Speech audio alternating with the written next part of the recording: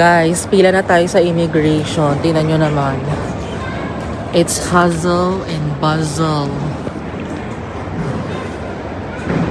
Ay, nako. Grabe ang pila, oh. Grabe.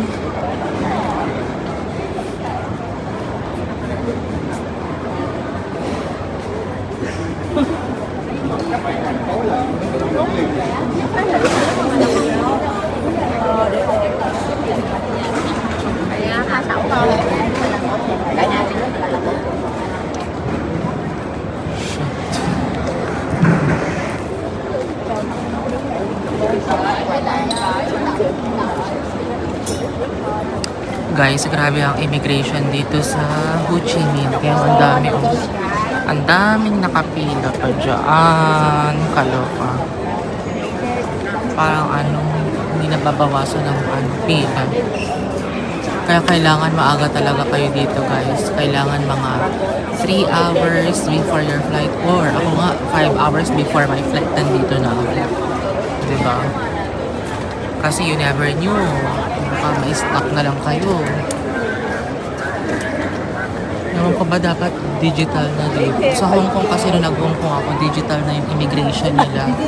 Dito hindi. Pero may nakita ako parang digital, pero parang sa mga diplomatic passport. So,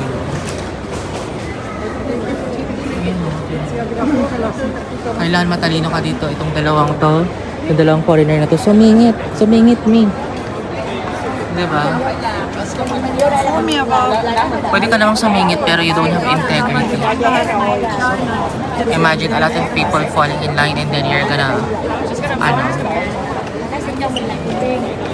bypass other passenger. It's not good. It's not good. So, isa-separate vlog ko to, guys. So, i-upload ko to sa YouTube. Siguro mga anong tawag dito?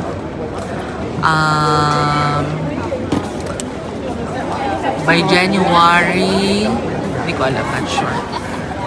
And then, kasi nag-late upload na ako. For example, di ba na-shoot ko na, mga 1 week bago ko to ma-upload.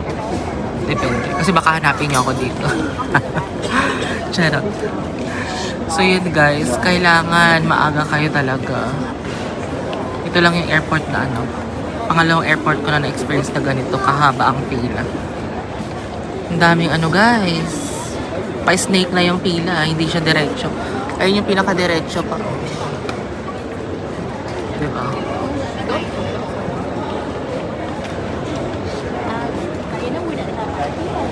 Ang tagal pa mag-open ng boarding gate. Ay, hindi. Ng counter para makapag-check-in. Which is nag-check-in na ako online. Kagabi. Tapos nag-print na lang ng boarding pass. Unlike sa Philippines, merong priority kapag nag-check-in ka online. Pero dito wala. Pero okay rin daw. Grabe, oh my God, guys. So yan, end ko na yung vlog. Ang dami nakatingin. Siguro sabi nyo, bakit di ako vlog? Oh my gosh. Feeling nyo naman.